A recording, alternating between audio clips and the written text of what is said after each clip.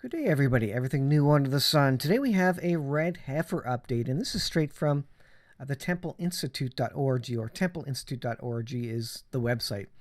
Finally, a little bit of an update. We're going to read it. It's quick, but I'm going to describe and say why this is important.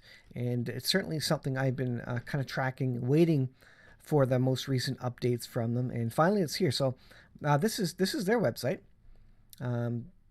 The templeinstitute.org. Let me go down there. You can see the headliner there. So, as of March 2022, they have this big image, Red Heifer Update. So, what is the update? We're going to read it, and then I'll kind of describe what it's talking about here. It says Red Heifer Update, March 2022. And by the way, we are absolutely getting close to the return of the Lord as things related to the third temple increase in volume in terms of the talking points about it, the news you hear about it, the various implements, the training of the Kohanim, etc. Fascinating stuff. But they need this red heifer because they need the ashes from the red heifer. It says over the past 6 months, the Temple Institute has greatly expanded its effort to raise a red heifer, and they've been trying this for years, in Israel, whose ashes can be used to achieve the highest level of biblical purity, which will enable Kohanim, the priestly order, and ordinary Jews to enter into areas on the Temple Mount where the inner temple courtyards and the temple sanctuary are located. Now, we're going to take a look at a map in a second about this, and this is why this is important. Right now, they can't go on the Temple Mount, and I'll tell you why. It says, so where the temple sanctuary is are located, a prerequisite for the renewal of the divine service. This is the temple sacrifices they're talking about in the Holy Temple. More details cannot currently be disclosed, they say, for operational reasons. They probably don't want people flooding the farm or flooding the owner of the red heifers, whomever has it, whether it's in the U.S. or somewhere else in the world. They don't want them being flooded, and they want to keep it secret so that no one, can find the red heifers, basically. It says, suffice it to say that the current efforts are international. And I have done a video probably a year or so, maybe more ago, showing, again, some American farmers who were raising red heifers, or at least had some red heifers that the Jews came out, actually, I guess some rabbis that came out and looked at them to consider them for purity. Now, of course, us Christians, we don't believe we need the ashes of the red heifer for purity. Jesus Christ died and rose again on a cross. He paid for our sin. He paid the price for that. So we are redeemed and pure as and white as snow through Jesus Christ. But of course, they don't believe that. They believe they still need to burn sacrifices in the third temple to pay for their sin. Effectively, they never did recognize Jesus Christ as the Savior of the world, or that He died on the cross for their sin, but indeed He did. All they need to do is accept Jesus Christ and His death on the cross, and that will take place of all these sacrifices. But we know in the last days, Jews will not recognize Him until basically the desolation, the abomination of desolation in the third temple, when they realize that the Antichrist figure that they thought was Messiah actually is not God, because he desecrates the third temple. It goes on here, though. We hope to be able to share more information in the near future as progress is made. So very interesting. Now they got a link to their standard red heifer page, which goes on and talks about what the purpose of it is, divine promise of purity, and a whole bunch of details from the Old Testament, Numbers 19, etc., understanding biblical purity. It goes on, but what I want to describe to you is what's going on in the Temple Mount in terms of the fact that they can't go on the Temple Mount, and so they're pretty much forbidden to go on the Temple Mount. This is Wikipedia about the Temple Mount. It says in the yellow there, the Temple Mount is the holiest site in Judaism and is a place Jews turn toward during prayer.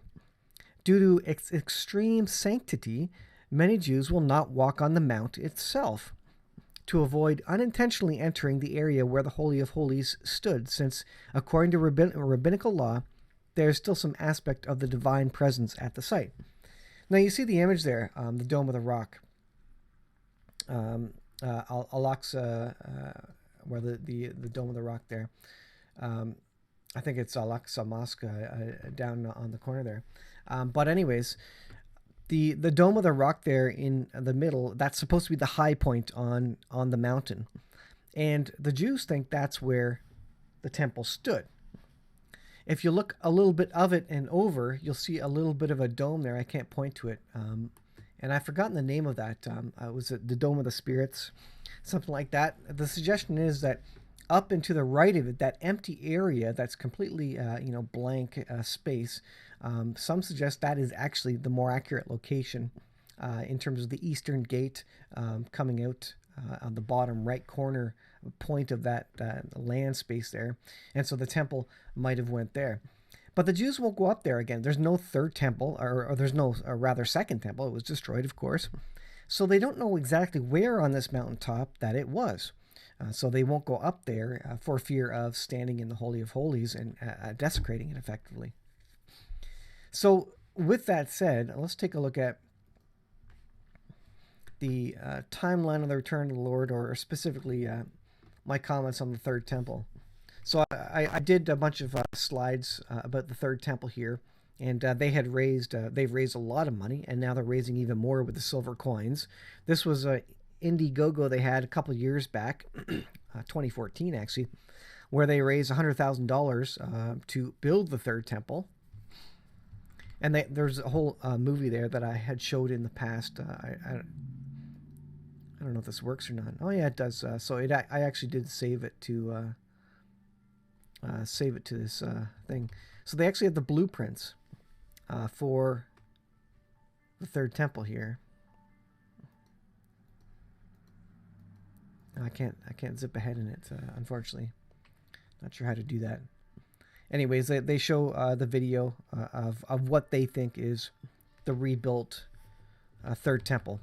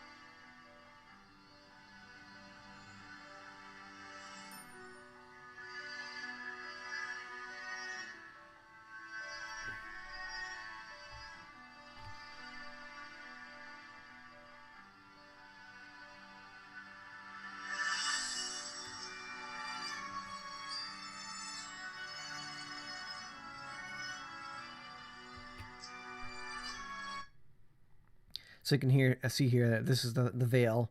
They have the menorah there. Basically, all the implements and the Holy of Holies behind the veil. So they're all set up. There's another image of it.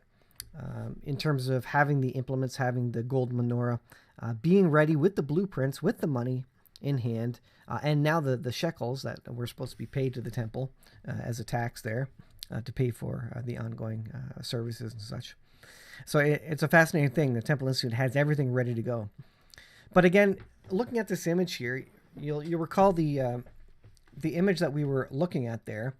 So there's the Dome of the Rock there, and they don't know exactly where on the Temple Mount it stands. So if we superimpose the image there, you can see the Dome of the Rock on the left-hand side, and then that red rectangular temple outline there, with kind of the outer courts, the inner courts, and then the Holy of Holies on the left side of that red rectangle.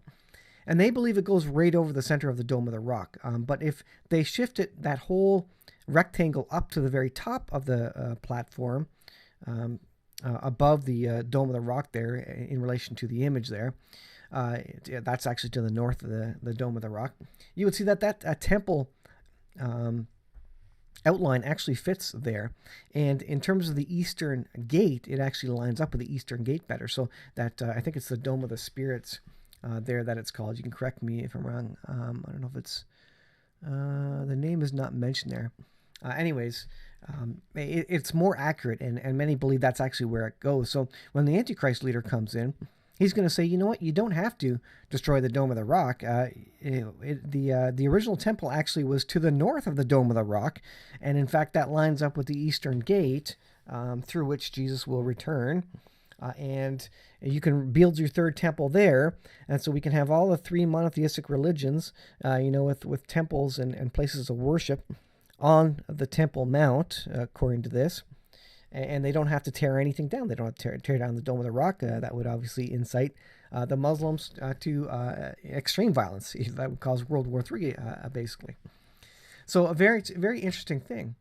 And so they need this red heifer, basically, to they're going to burn it, and the ashes of the red heifer then purify.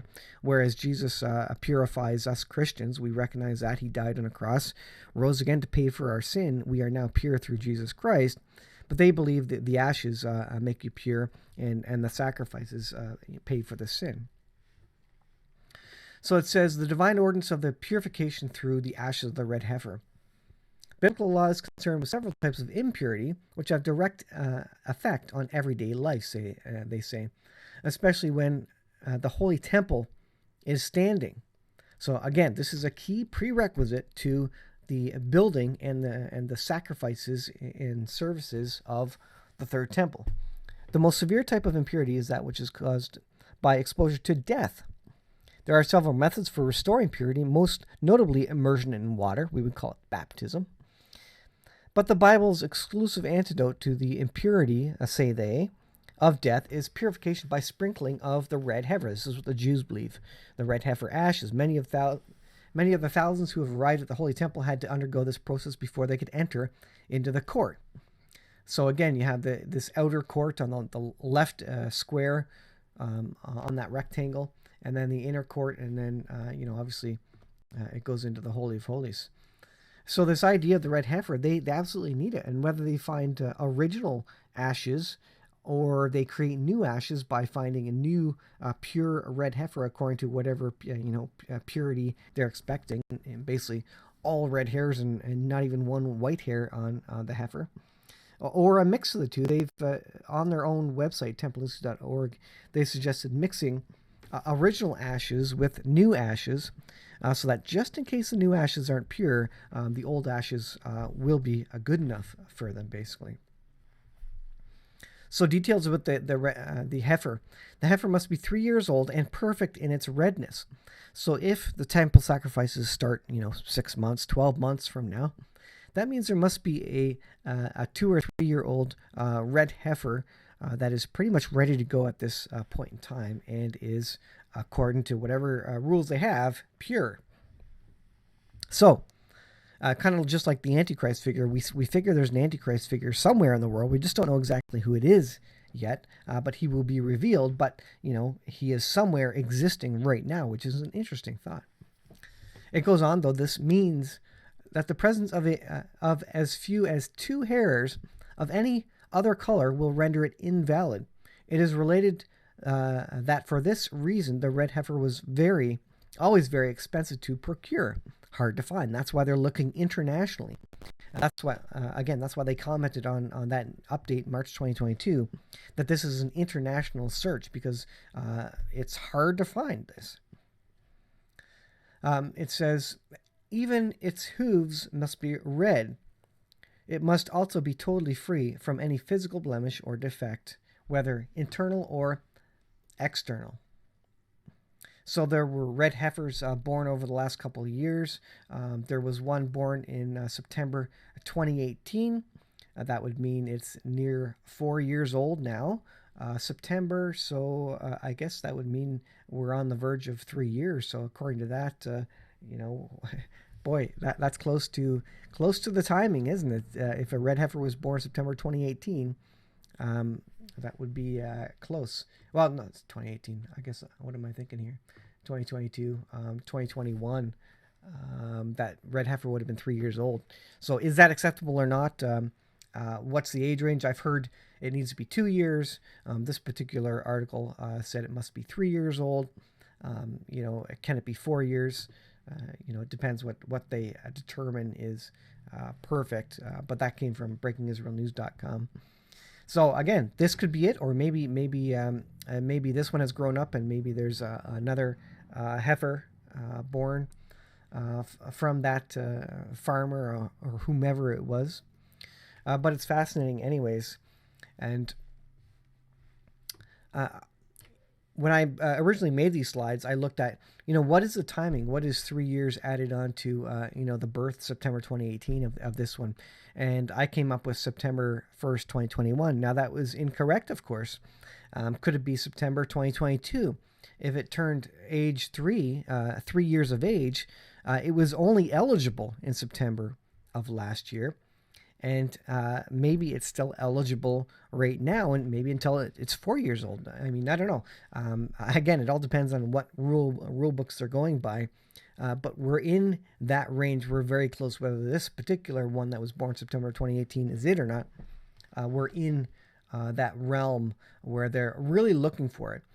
And why is that important? Well, Daniel 12 says, and from the time that the daily sacrifice shall be taken away.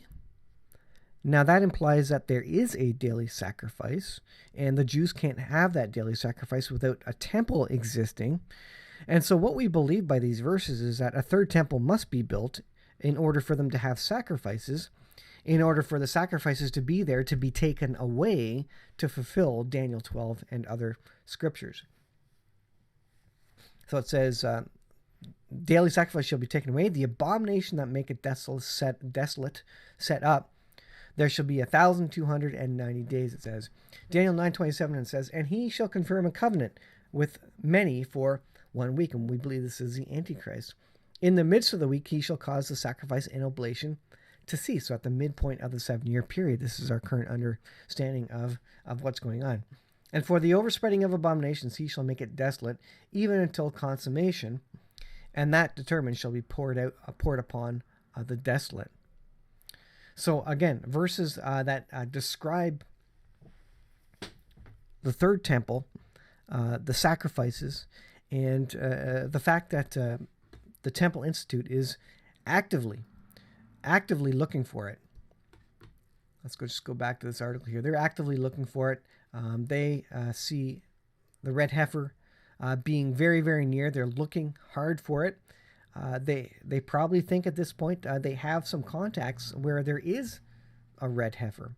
So we're going to keep watching it. This is very interesting. I'm fascinated to see, when you start hearing of them actually burning a red heifer. They've got the altar ready to go, by the way. I should have pulled up some pictures related to that. They have the altar where they're going to burn this ready to go. And as soon as they find it, I imagine they will burn it to get these ashes, so that as soon as they have the ashes, then effectively they have everything. They're ready to go. I don't know that they're waiting for anything other than the red heifer ashes and the rebuilding of the third temple, which is probably part of a peace deal that the Antichrist is going to make with Israel, the Jews and maybe Iran, maybe the rest of the world. So it's a fascinating thing to be watching. And for us Christians, obviously we're not cheering on the rebuilding of the third temple. But the point is, if they do rebuild the third temple, if they do resume sacrifices, that means it is fulfilling scriptures in Daniel and elsewhere, that the timing is near, that the setup for the abomination of desolation is ready to go, that the pieces are on stage. And at that point, there's a countdown in terms of the sacrifices starting and then ceasing, because we know the Antichrist is going to be involved in all that.